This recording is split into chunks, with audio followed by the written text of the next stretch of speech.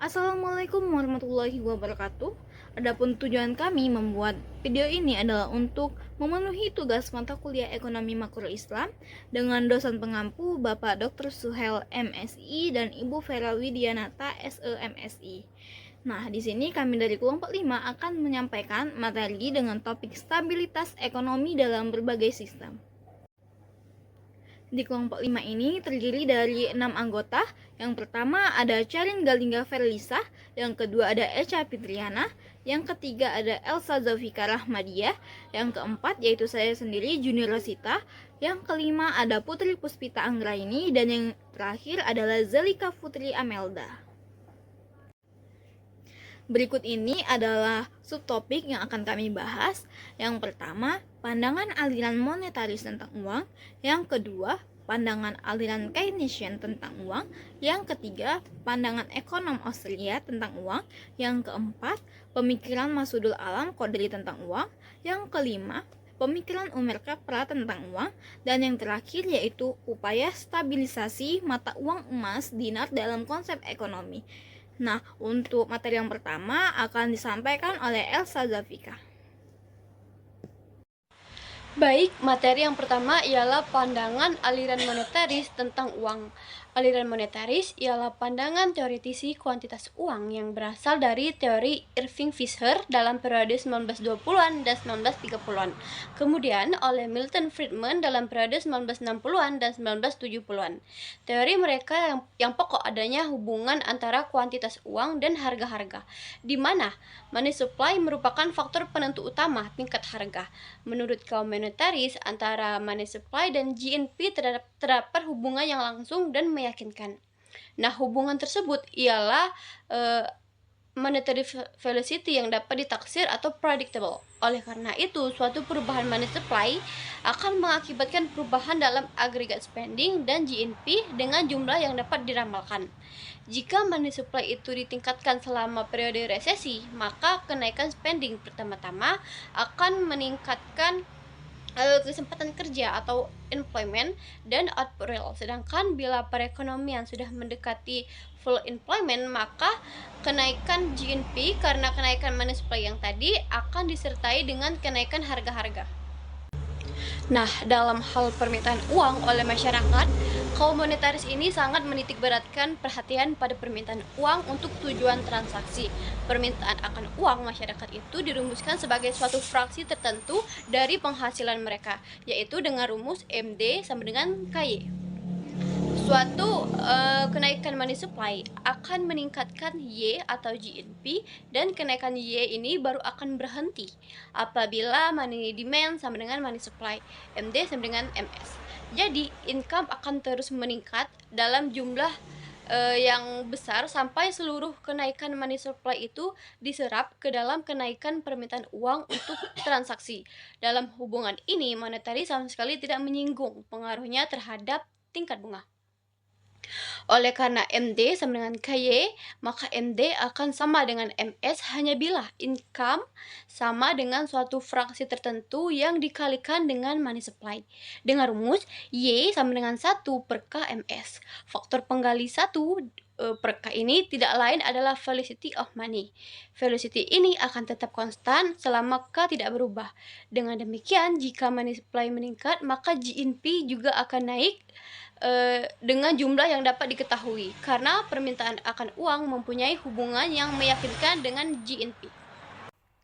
Selanjutnya, pada poin B akan membahas mengenai pandangan aliran Keynesian tentang uang.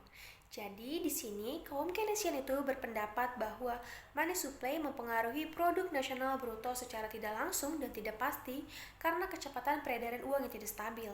Namun, dalam hal ini bisa kita jelaskan melalui 3 poin utama. Yang pertama itu ada liquidity trap, di mana jika bank sentral meningkatkan money supply tapi masyarakat tidak membelanjakan atau lebih memilih menyimpan atau menabungnya, maka GNP-nya tidak akan berubah, tetapi peredaran uang akan mengalami penurunan. Yang kedua yaitu interaksi dengan permintaan uang.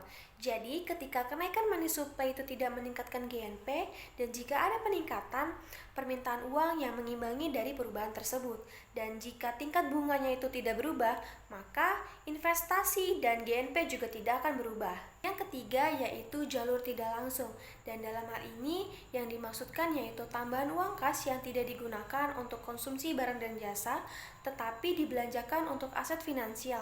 Nah, dari hal tersebut menyebabkan kenaikan harga aset dan penurunan tingkat bunga. Jadi di sini GNP itu akan naik jika turunnya tingkat bunga memicu peningkatan investasi dan juga konsumsi. Pada slide ini akan membahas mengenai perbedaan antara Keynesian dan monetaris. Jadi, di sini Keynesian itu uang yang mempengaruhi ekonomi melalui tingkat bunga dan pinjaman. Sedangkan kalau monetaris itu uang berpengaruh langsung pada pendapatan dan harga. Jadi, kaum Keynesian itu menekankan bahwa money supply hanya berdampak pada pengeluaran agregat dan GNP jika tingkat bunga berubah dan pengeluaran bisnisnya juga berubah. Dan mereka juga menilai bahwa kebijakan moneter itu lebih efektif jika melalui kebijakan kredit, bukan hanya peningkatan money supply saja.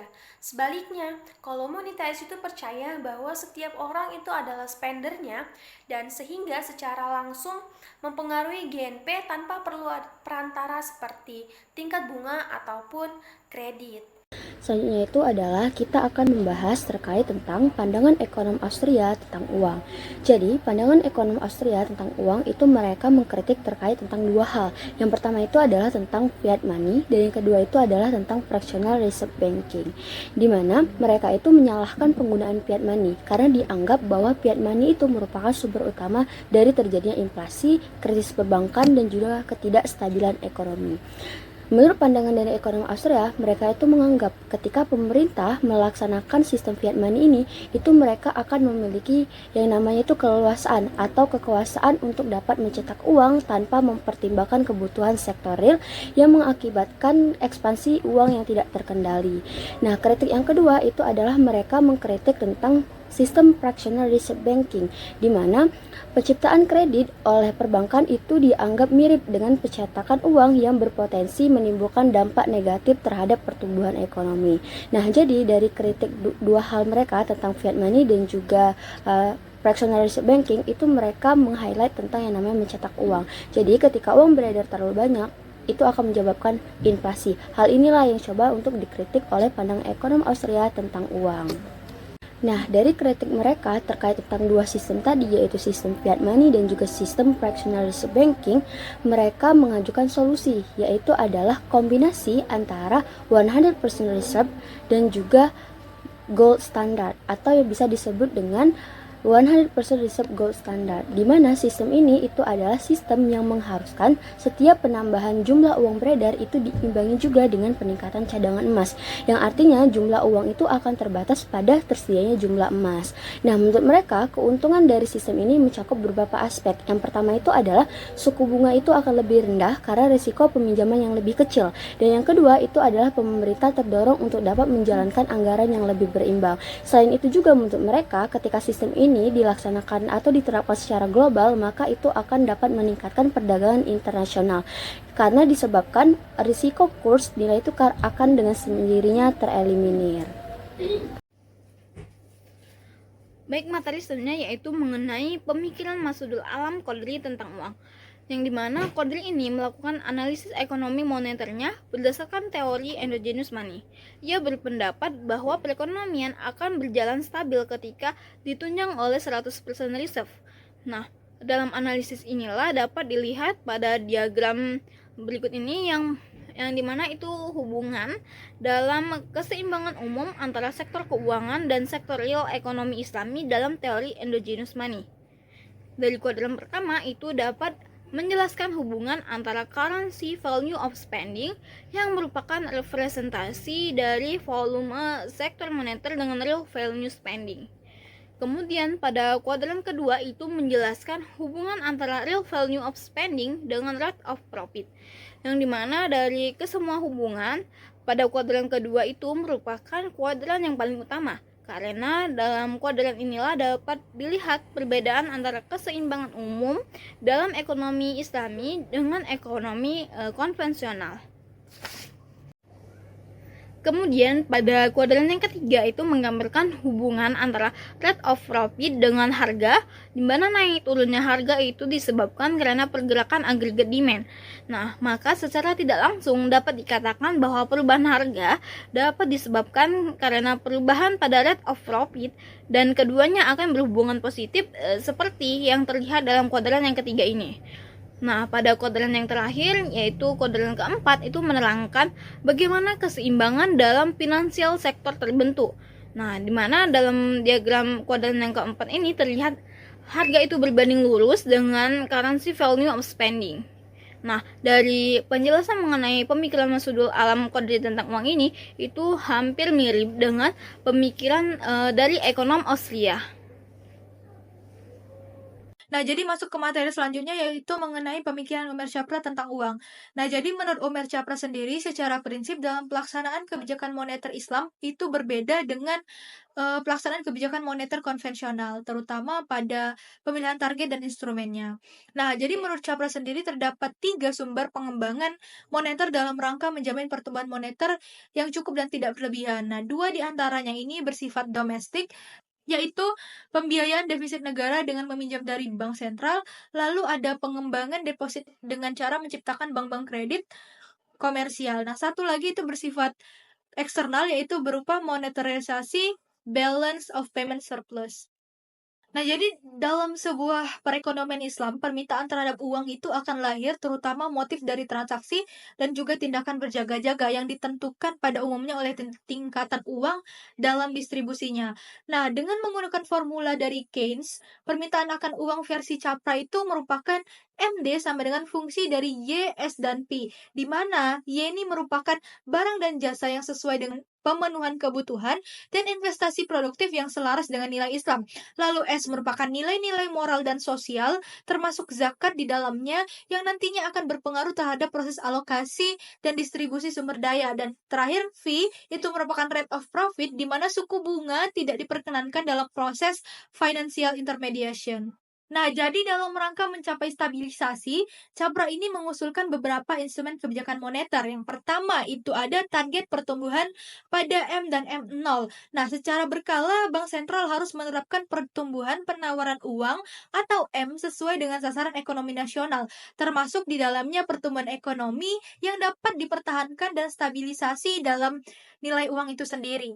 Nah, yang kedua itu ada public share of demand deposit, di mana dalam jumlah tertentu, demand deposit bank-bank komersial ini katakanlah maksimum sampai dengan 25%. Nah, ini harus diserahkan kepada pemerintah, gunanya untuk apa? Untuk memungkinkannya membiayai proyek-proyek yang secara sosial itu menguntungkan. Sementara sistem bagi hasil belum dimungkinkan. Nah, selanjutnya yaitu ada statutory reserve requirement, di mana ini bank komersial harus memiliki cadangan dalam jumlah tertentu. Katakanlah misalnya 10 sampai dengan 20% dari demand deposit mereka dengan bank sentral. Nah, jumlah cadangan ini bisa divariasi tergantung kepada kebijakan moneter dari bank sentral itu sendiri. Dan yang keempat itu ada credit selling, di mana perilaku penawaran uang mencerminkan suatu interaksi yang kompleks dari berbagai sektor perekonomian, internal maupun eksternal. Nah, dari sini kiranya perlu ditetapkan batas kredit yang boleh dilakukan oleh bank komersial itu sendiri untuk memberikan jaminan bahwasannya penciptaan kredit tuh sesuai dengan target-target dari moneter. Selanjutnya di sini saya, Sherin Galinga Verika, akan menjelaskan tentang stabilisasi mata uang emas dinar dalam konsep ekonomi. Stabil adalah kondisi di mana sesuatu tetap seimbang dan tidak mudah berubah. Jadi, kalau kita terapkan dalam ekonomi, maka stabilitas adalah keadaan di mana sistem ekonomi berjalan dengan lancar tanpa adanya gangguan besar.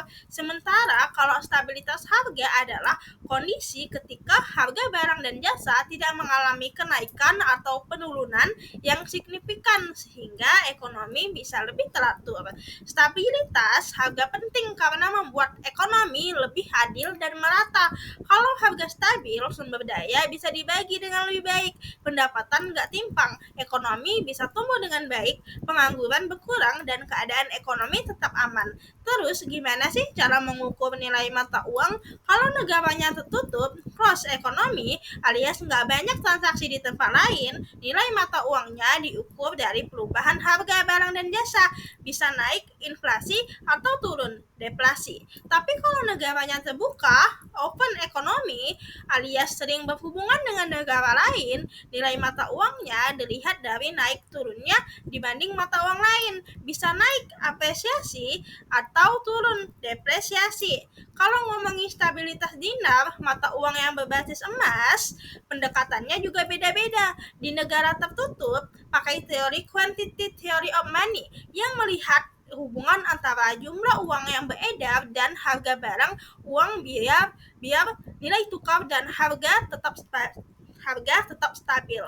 Nah, kalau menurut Umar Fadilo, jadi Umar Fadilo ini adalah salah satu bagian dari kelompok pendukung dinar, di mana dia bilang kalau mata uang itu seharusnya harus sesuai dengan intrinsiknya, yaitu berbasis emas, bukan ditentukan oleh mekanisme spekulasi pasar. Dengan begitu, pertama, inflasi bisa dikendalikan karena jumlahnya yang beredar dibatasi oleh cadangan emas.